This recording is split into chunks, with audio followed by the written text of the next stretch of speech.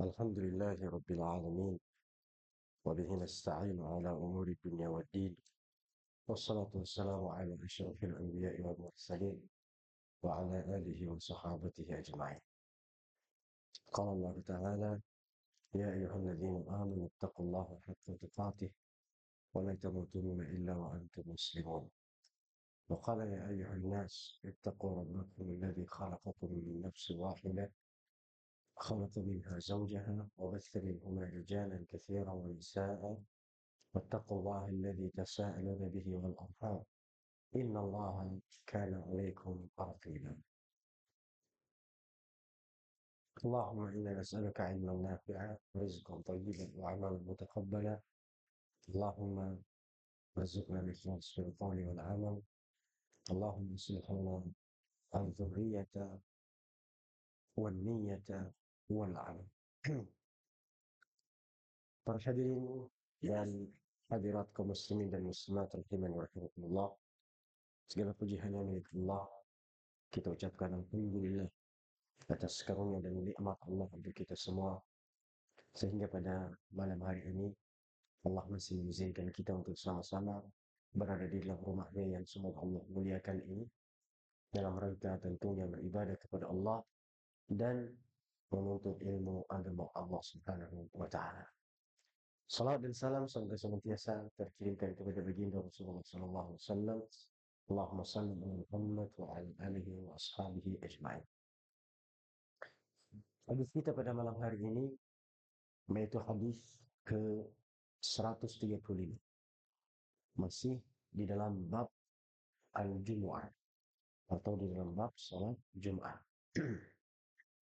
عن أبي هريرة رضي الله تعالى عنه أن النبي صلى الله عليه وسلم قال: من اغتسل يوم الجمعة ثم راح في الساعة الأولى فكأنما قرب بدنه، ومن راح في الساعة الثانية فكأنما قرب بقرته، ومن راح في الساعة الثالثة فكأنما قرب كبشا أقرن، ومن راح في الساعة الرابعة فكأنما قرب دجاجة، ومن راح في الساعة الخامسة فكأنما قرب بيضة. فإذا خرج الإمام حضرت الملائكة يستمعون الذكر.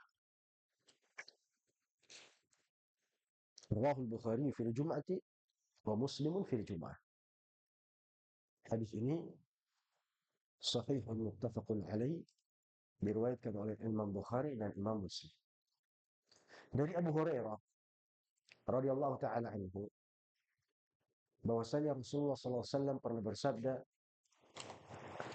barang siapa yang mandi di hari Jumat, kemudian dia berangkat pertama kali menuju masjid,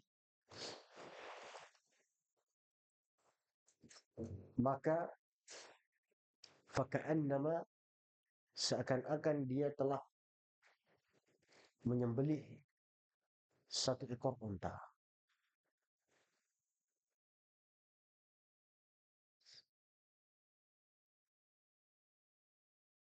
Seakan-akan dia telah menyembelih hewan sebagai bentuk taqarrub kepada Allah, seperti seekor unta. Dan barang siapa yang pergi atau berangkat menuju masjid, di posisi kedua, artinya dia nomor 2 datang ke masjid, maka sama seperti dia menghadiahkan atau menyembelih seekor sapi. Dan barang siapa yang pergi berangkat ke masjid ketiga, maka sama seperti dia menyembelih sebagai bentuk taqarrub, mendekatkan diri kepada Allah, seperti satu ekor kabshan. Kabshan ini adalah domba yang besar, ya, domba jenis kelaminnya jantan dan dia bentuknya besar. Dan barang siapa yang berangkat ke masjid keempat, di posisi keempat, maka seakan-akan dia menyembelih hewan sebagai bentuk taqarrub kepada Allah berupa ayam. Dan barang siapa yang pergi ke masjid posisi kelima sebagai bentuk taqarrub kepada Allah, maka sama seperti dia menghadiahkan sebuah baydah, telur. Fa idza kharaja al-imam, dan apabila imam atau khatib telah datang untuk melaksanakan khutbah, sudah hadir untuk melaksanakan khutbah dan salat, maka para malaikat pun yastami'una dzikr. Ya. Ketika imam sudah datang untuk melaksanakan khutbah,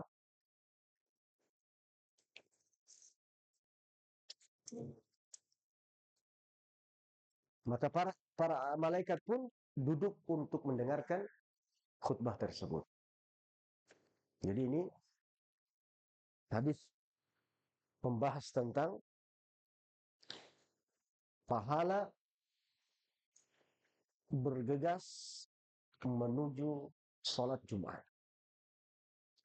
Pahala bagi orang yang berlomba-lomba bersegera menuju ke tempat atau ke masjid untuk melaksanakan sholat Jumat. Jadi Abu Hurairah radhiyallahu taala anhu mengabarkan kepada kita bahwasanya Nabi Shallallahu alaihi wasallam menjelaskan tentang pahala-pahala orang yang pergi berangkat melaksanakan sholat Jumat. Ya. Dari yang pertama, kemudian yang kedua, yang ketiga, dan berikutnya.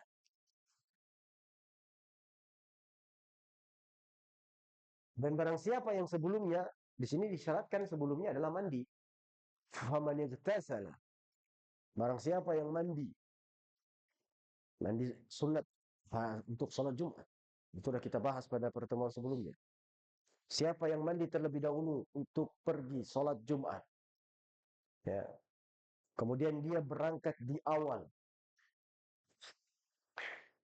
maka dia akan mendapatkan pahala seperti orang yang menghadiahkan atau sedang menyembelih seekor onta sebagai bentuk taqarrub kepada Allah Subhanahu wa taala. Ya. Seakan-akan dia mensedekahkan. Ya. Dia sedang bersedekah seperti sedekah satu ekor onta. Dan ini berat. Ya. Bersedekah seperti satu ekor onta berat. Sebagaimana ketika Idul Adha, ya, ada orang berat untuk menyembelih satu ekor kambing, apalagi sapi, apalagi onta. Yang ada kadang biasanya orang berserikat. Satu ekor sapi patukan menjadi 7 orang. Ya, onta susah. Dan harganya tentu lebih mahal. Harga onta yang termurah sekarang mungkin sekitaran 50 juta. Itu onta-onta yang sedang yang di bawah. Dan bisa saja sampai 90 juta, 100 juta. Dan bahkan onta yang terbaik itu bisa sampai harganya miliaran. Ya. Nah, ini pahalanya luar biasa. Dan memang sungguh berat untuk mendapatkan pahala ini. Kita lebih awal datang ke masjid di hari Jumat. Di tengah-tengah kita dalam kondisi masih sibuk bekerja barangkali. Sibuk dengan usaha kita. Terkadang untuk pergi ke masjid berat. Yang ada kita lihat sebagian ya datang justru setelah azan. Datang justru setelah khutbah kedua. Dan bahkan ada yang datang saat sudah iqamah.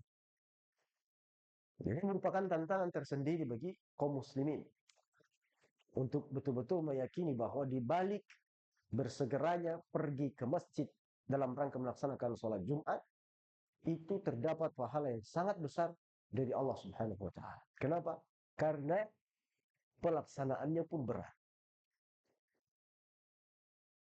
Jika dia ternyata orang yang pertama kali datang ke masjid untuk melaksanakan sholat Jumat, maka sama seperti dia sedang menghadiahkan, menyembelih seekor onta kemudian dia hadiahkan, kemudian dia sedekahkan, dan pahalanya tentu sangat sangat besar sekali.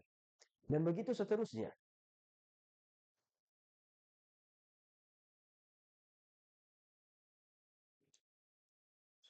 Kemudian ikhwatul iman rahmatullah subhanahu wa ta'ala, di akhir daripada hadis ini Rasulullah sallallahu alaihi wasallam menyebutkan bahwasanya barang siapa yang datang ke masjid setelah imam keluar, maksudnya setelah imam datang untuk melaksanakan khutbah dan salat Jumat, kata Rasulullah SAW, lam yuktab lahu syai', atau penjelasannya adalah malaikat sudah menutup daripada lembaran-lembaran catatan-catatannya. Jadi malaikat itu di hari Jumat ada yang bertugas khusus untuk menjaga pintu-pintu masjid. Dan ini harus kita yakini. Ya, jaga pintu-pintu masjid untuk mencatat mana kaum muslimin yang datang. Ya, lebih awal. Dan kemudian berikutnya dicatat.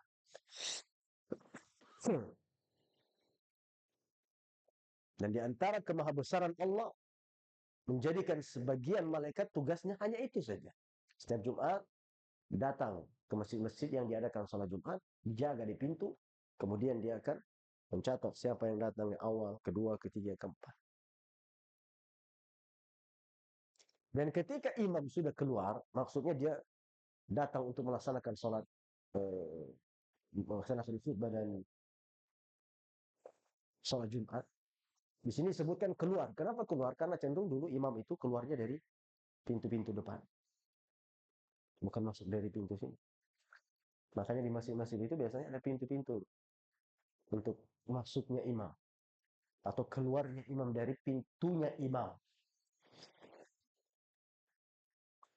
Itu biasanya ada.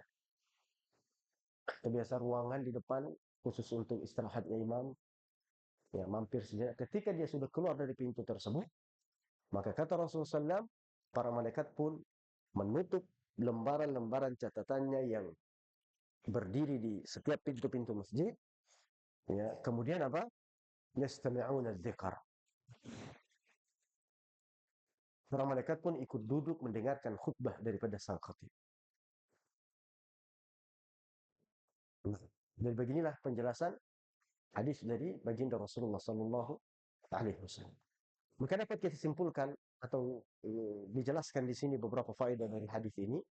Yang pertama adalah fadilatul igtisali salatil jum'ati wa taqaddum ilaiha. Di sini menunjukkan keutamaan mandi untuk melaksanakan salat Jumat.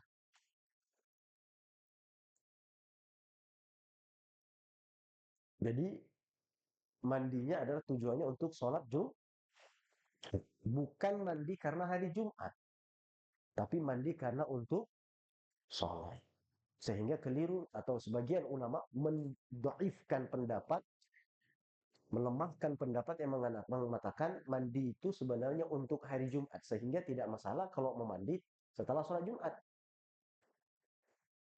Padahal kan tujuan mandi itu tujuannya untuk bersih-bersih dalam rangka menghadiri sholat Jumat dalam posisi terbaik, rapi, bersih, sebagaimana hari raya Idul Adha, hari raya Idul Fitr. Kemudian di antara faedahnya adalah, dan sudah kita pelajari dulu pertama sebelumnya, apa itu?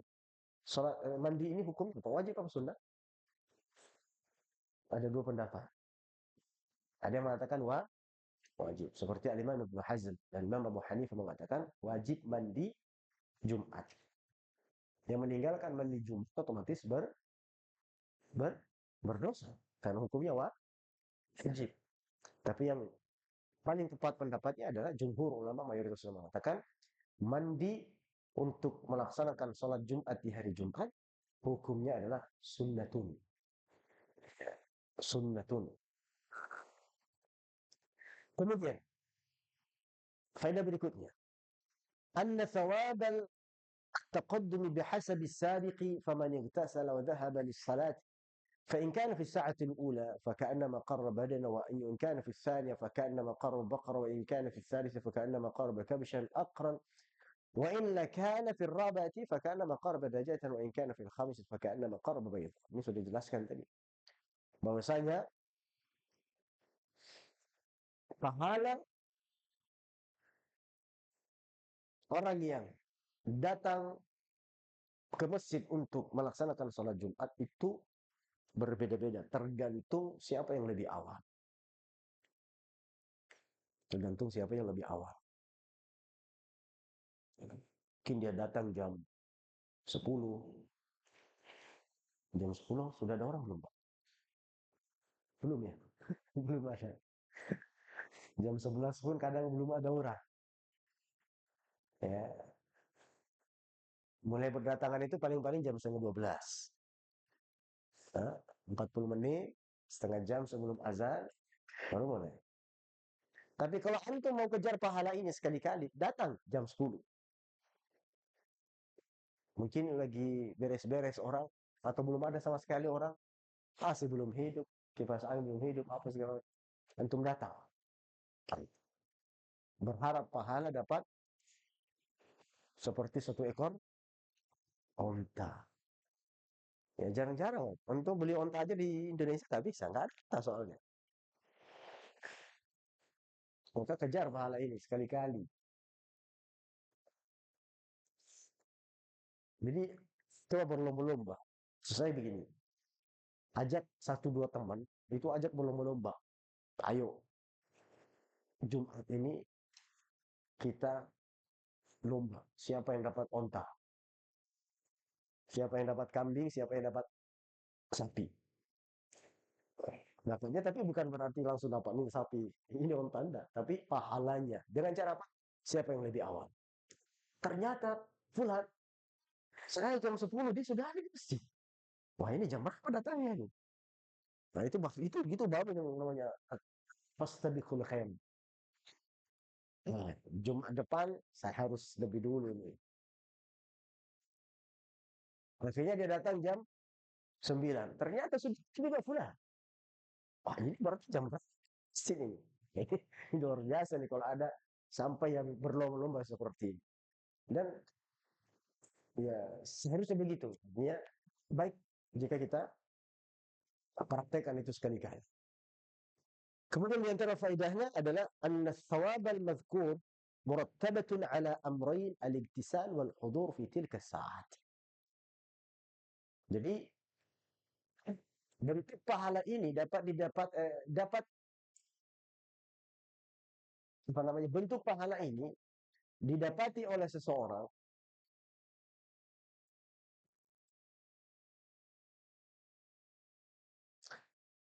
harus bergandengan antara mandi dan hadir lebih awal. Jadi harus sepaket. Mandi dulu dia. Bukan datang-datang ujungnya jam 9. Udah mandi belum? Belum. Enggak begitu. Tapi harus pakai dengan mandi dulu. Dia betul-betul bersih-bersih terlebih dahulu. Dia siap-siap benar. Jadi bukan ujung-ujungnya datang jam 10. Oh, pertama. Tapi mandi apa enggak? Enggak. Jadi enggak termasuk. Kenapa enggak termasuk? Karena lafaz hadis yang disebutkan Rasulullah itu digandengkan sebelumnya dengan manigtasala. Siapa yang mandi? Nah, itu.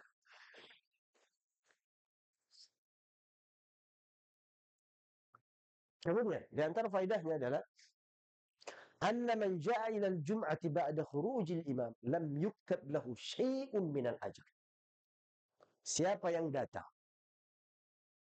untuk melaksanakan sholat Jumat setelah keluarnya imam untuk khutbah,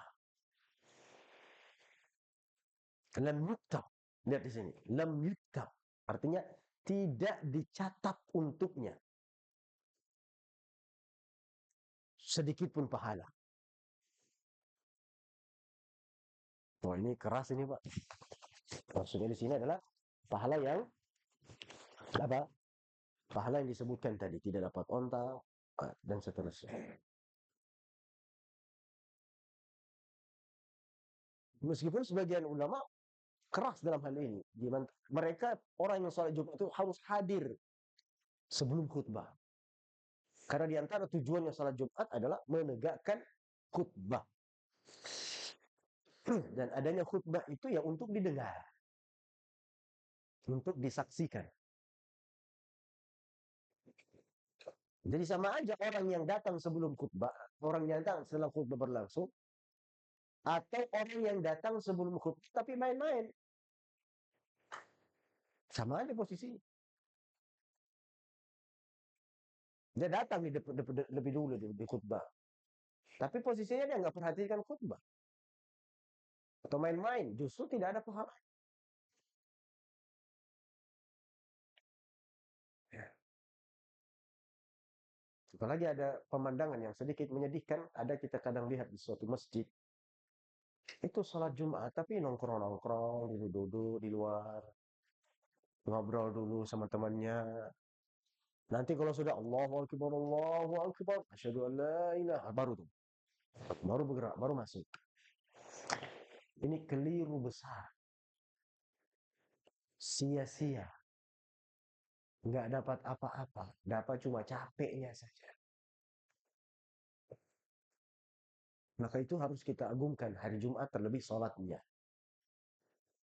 Ya. Kemudian di antara faedahnya adalah fadilatu salatil jum'ati haitsu wakkalallahu malaikatan yaktubuna al-awwala fal-awwala fi as-sabqi ilaiha wa likullin darajatun mimma amilu. Hadis ini menunjukkan keutamaan daripada salat Jumat, di mana Allah Subhanahu wa taala mengutus malaikat-malaikatnya yang ditugaskan untuk mencatat para hamba-hambanya yang datang lebih awal dan kemudian berikutnya dan berikutnya untuk melaksanakan sholat Jumat. Allah berfirman dalam Al-Quran, walikullin, dan setiap seseorang darajat akan memiliki derajat biman aminu, sesuai dengan apa yang mereka lakukan, sesuai dengan apa yang mereka perbuat, atau sesuai dengan perbuatan mereka. Maka derajat seseorang di mata Allah Subhanahu wa taala antara satu dengan yang lain itu berbeda sesuai dengan sejauh mana, setingkat apa amalan-amalannya di hadapan Allah Subhanahu wa taala. Ya, berbeda derajatnya. Pahalanya pun pasti akan berbeda antara satu dengan yang lain. Jangankan hadir lebih awal dan berikutnya di dalam salat Jumat.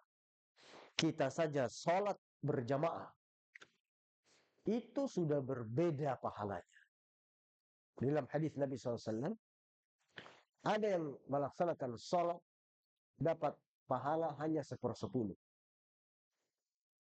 Ada yang dapat hanya 1/9, 1/8, 1/7, 1/6, 1/5, 1/4, 1/3, 1/2, setengah. Mana yang lebih besar? 1/10 atau 1/3? Hah? Bukan. 3 kan kecil daripada 10. Ada per. Oh, Ustaz, pilih mana? 1/10 atau 1/3? 1/10, Ustaz. Nah, 10 kan lebih besar daripada 3. Nah, itu karena ada pernya itu yang masalah. Ternyata di dalam sholat itu Rasulullah jelaskan sedemikian. Ada orang yang sholat cuma dapat pahalanya 1/10. Ada yang dapat cuma setengah saja pahalanya. Alhamdulillah. Dan ada yang nggak dapat sama sekali. Nggak dapat ya karena apa? Mungkin karena hatinya yang tidak baik, niatnya tidak benar. Yang kedua karena pelaksanaannya tidak sesuai dengan sunnah Nabi SAW. Sehingga ada orang yang sholat di masa Nabi SAW masuk masjid, kemudian Rasulullah suruh ulangi 3 kali. Irji' fasalli fa innaka lam tusalli. Pulang, kembali kamu. Laksanakan sholat karena kamu belum sholat. Jadi saudara pintar rahmati Allah Subhanahu wa taala, maka kita harus perhatian terhadap amalan-amalan kita. Kira-kira amalan saya ini sudah baik apa belum? Selalu harus berusaha setiap perbaiki amal-amal. Salatnya sudah khusyuk apa belum? Concern apa enggak? Apa ketika kita baca surah Al-Fatihah atau kita bermakmum dengarkan bacaan imam, kita justru memikirkan yang lain? Atau kita menghadirkan hati bahwasanya saya sedang berhadapan dengan zat yang besar yang menciptakan saya, yang memberikan saya segalanya, dan seterusnya. Begitu juga amalan-amalan yang lain. Jadi masing-masing akan mendapatkan derajat sesuai dengan amal perbuatannya. Ya, sesuai dengan amal perbuatannya.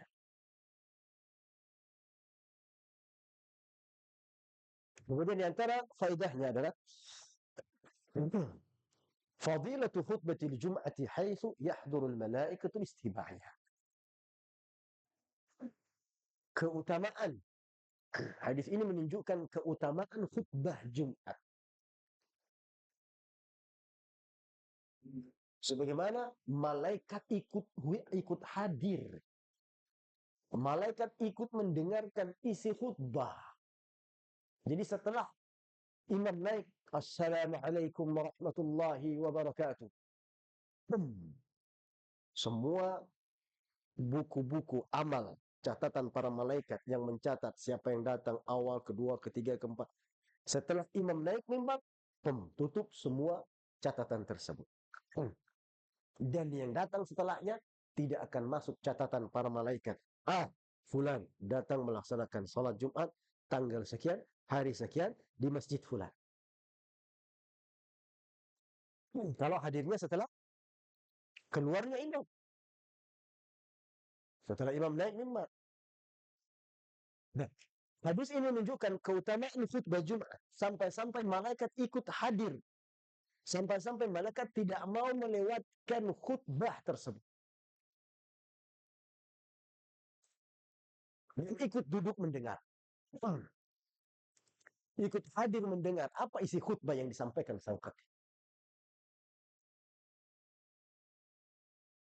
Nah, di sini keutamaan menjadi khatib.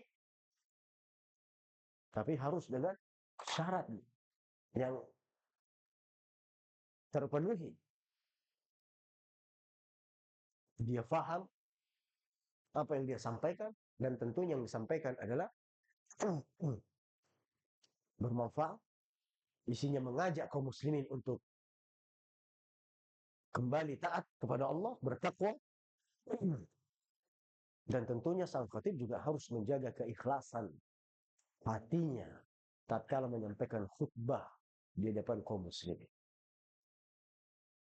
Ya. Jadi malaikat aja ikut datang mendengarkan khutbah. Loh kita kok justru santai-santai? Kok kita justru nggak ada semangat untuk datang mendengarkan khutbah tersebut? Padahal saking agungnya khutbah ini, malaikat ikut duduk mendengar. Dia perhatikan. Karena di situ ada pahala. Jadi jangan sampai kita hanya memikirkan, saya datang sholat Jumat sebagai bentuk menggugurkan kewajiban. Tidak. Saya datang ke sholat Jumat. Datang lebih awal. Sebelum imam keluar naik mimbar. Kemudian saya betul-betul mendengarkan isinya. Apa yang disampaikan. Saya mencerna. Apa pesannya. Dan saya ingat-ingat. Dan kemudian saya berusaha mengamalkan. Semua itu akan menjadi pembeda antara pahala-pahala orang yang datang melaksanakan sholat Jumat. Tidak akan sama mungkin orang yang datang kemudian mendengar begitu saja. Ya. Dengan orang yang betul-betul masang telinga. Apa isi khutbah? Apa ayat-ayat yang disampaikan? Apa pesannya? Apa judulnya? Inti daripada isi khutbah. Itu nggak akan sama pahalanya dengan orang yang cuma duduk mendengar. Dan sama sekali juga tidak akan pernah sama antara orang yang datang dengar baik-baik dengan yang tidur. Apa mungkin sama pahalanya? Share nggak kalau sama pahalanya? Mungkin. Ada yang sibuk belajar, misalnya sibuk mencatat. Ada yang sibuk main, nggak bakal. Khutbah Jumat demikian pun. Tidak akan sama pahalanya orang yang duduk di khutbah Jumat, dia dengarkan betul-betul, khusyuk, pasang telinga, pasang mata, bahkan kalau perlu dia, meskipun dia berada di pojok sana, dia geser sedikit cara menghadapnya untuk bisa fokus kepada sang khatib. Jadi tidak sama. Itu derajat pahalanya beda. Dan di situ yang membedakan. Ada orang duduk di belakang, tapi perhatiannya luar biasa. Sejak khatib imam naik mimbar, Assalamualaikum warahmatullahi wabarakatuh. Waalaikumsalam. Dia tunggu-tunggu imam. Apa isi khutbahnya? Dia perhatikan. Dia berusaha menangkap intisari daripada pesan sang khatib. Kemudian ada orang yang duduk di depan, tapi santai-santai. Mana yang lebih besar pahalanya? Yang fokus. Yang fokus.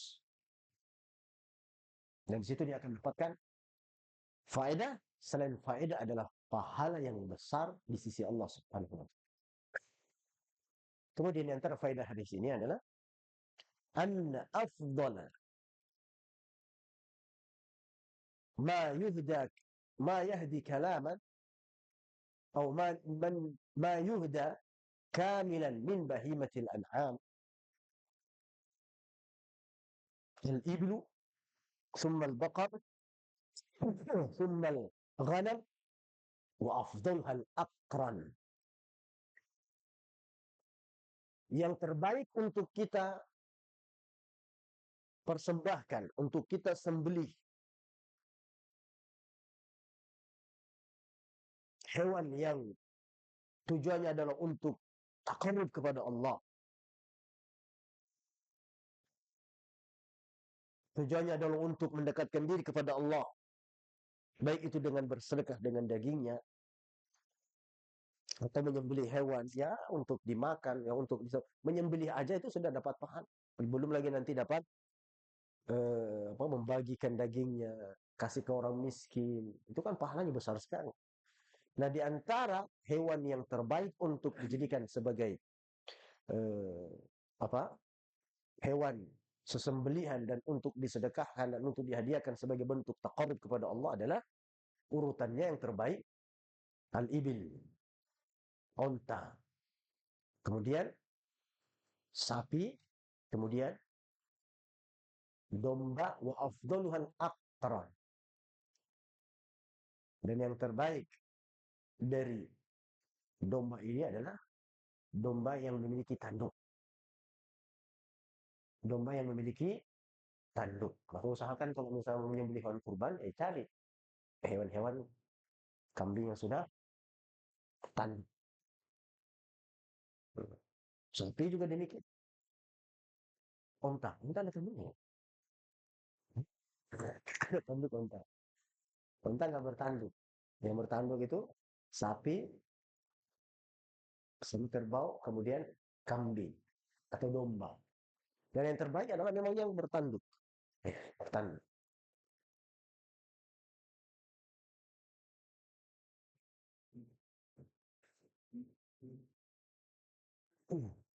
Kan? Ini setelah rahmatullah subhanahu wa ta'ala.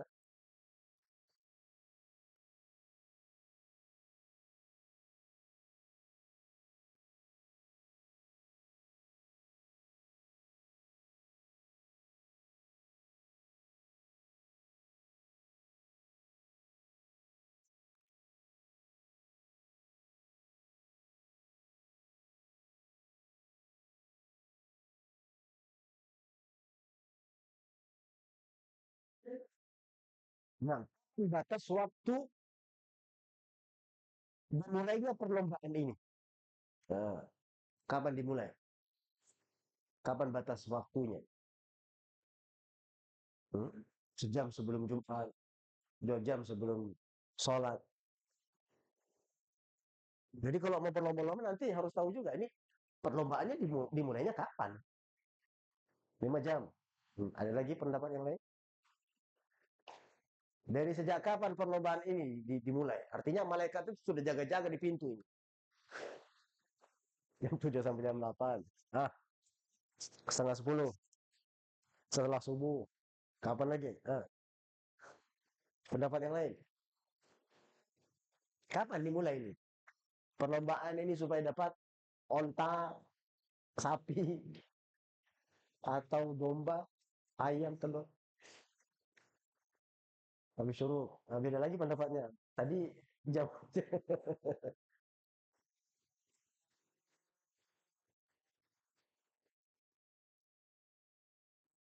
Masya Allah. Iya, oke. Nanti kita dengar pendapat ulama ya. Saya cuma hanya ingin mengajak bapak-bapak ini fokus. Tahu nggak nih apa yang kita bicarakan? Jadi dimulainya pencatatan ini,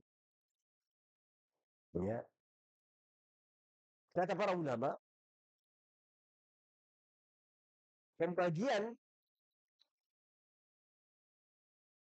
jam-jam ini atau waktu-waktu yang orang dapat onta, dapat sapi, dapat kambing, dimulai dari tulu syams. Dimulai dari terbitnya matahari. Sampai kapan terakhir? Sampai khatib naik mimbar.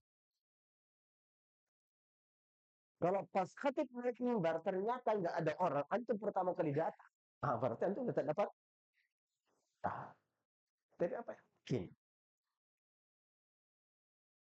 Nah, maka berlomba-lomba sejak terbitnya matahari. Wah, ini berat. Menahan diri ya. Niat itikaf. Mungkin bisa kita amalkan mungkin di bulan Ramadan barangkali ya. Sambil itikaf ya. Tapi itikaf beda lagi cerita. Karena dia nggak balik. Ini kan artinya ya balik dulu mandi, baru datang bergegas. Hmm. Kemarin ada yang bertanya ke saya, Ustaz, gimana saya mau berlomba ini kira-kira kapan sudah bisa dibuka perlombaan ini? Jam 7 kah? Jam 8 kah? Jawabannya adalah setelah terbitnya matahari. Ya, setelah syuruk. Setelah terbitnya matahari, setelah syuruk. Kalau ada yang datang jam 7, wah, antum datangnya setelah syuruk. Pulang dulu, mandi dulu, baru datang. Nggak pulang itu ya. Jangan nanti datang jam 7, terus balik lagi, tiba-tiba datang kapan? Pas azan. Kata masuk. Atau pas khutbah. Ya. Loh kan saya sudah di awal tadi Ustaz. Ya, yang di awal di sini maksudnya sampai selesai khutbah. Bukan balik dulu, tidur dulu, belanja dulu. Kan nggak termasuk itu. Nah, jadi seperti itu.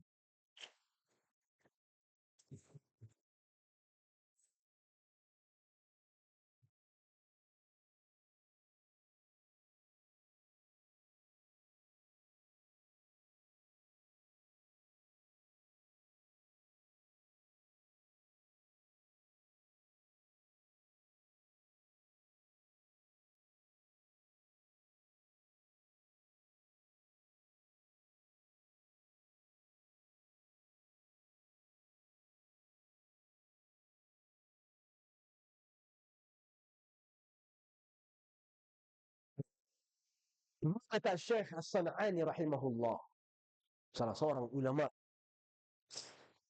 yang memiliki banyak karangan kitab, bahwasanya beliau mengatakan anna fadlan nasi 'inda As-San'ani martabatun ala a'malihim bil jum'ah wa ghairiha. Bahwasanya kemuliaan seseorang di antara manusia yang ada itu sesuai dengan bagaimana pengamalan daripada amalan-amalan perintah-perintah Allah dan Nabi Sallallahu Alaihi Wasallam. Bagaimana dia mengamalkannya? Itu yang membuat orang beda. Beda dari sisi kemuliaan di mata siapa? Di mata Allah, bukan mata manusia. Di mata Allah yang mulia adalah mereka yang paling banyak beramal. Ya, sesuai dengan amal-amal mereka. Bukan karena nasab, bukan karena kedudukan, bukan karena pangkat, Melainkan kemuliaan di sisi Allah adalah sesuai dengan amalan-amalan seseorang. Allah berfirman, "Inna akramakum indallahi atqakum." Meskipun yang datang lebih awal ke masjid untuk salat Jumat, orang miskin, orang yang sulit kehidupan, dia tetap mulia di mata Allah. Dia tetap mulia di mata Allah meskipun dia dalam hal dunia tidak banyak hartanya.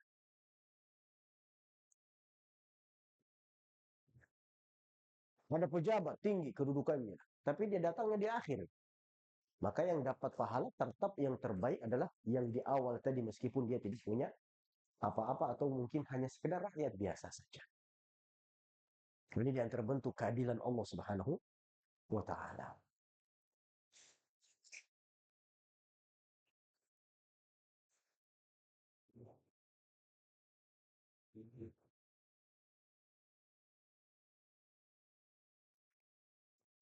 Dan kemudian boleh menambahkan tambahan faedah bahwasanya yang boleh kita jadikan hewan-hewan hadiu di sini untuk beribadah dalam rangka berhaji,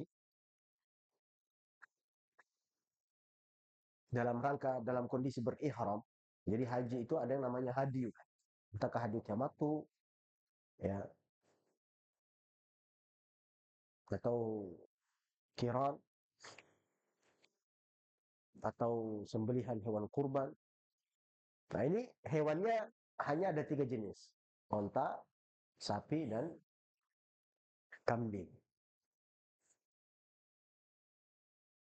Adapun untuk yang lainnya tidak berlaku. Ayam tidak berlaku.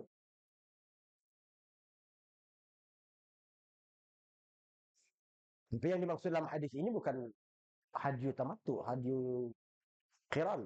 Tapi yang dimaksud itu adalah apa? Bentuk sedekah. Sedekah yang paling afdal.